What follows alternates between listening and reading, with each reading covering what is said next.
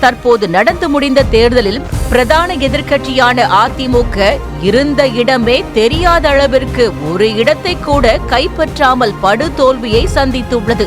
அது அவ்வளவுதான், டைம் முடிஞ்சது. வா.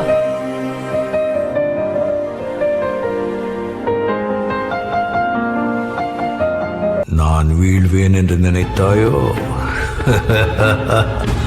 வந்துட்டான் பா.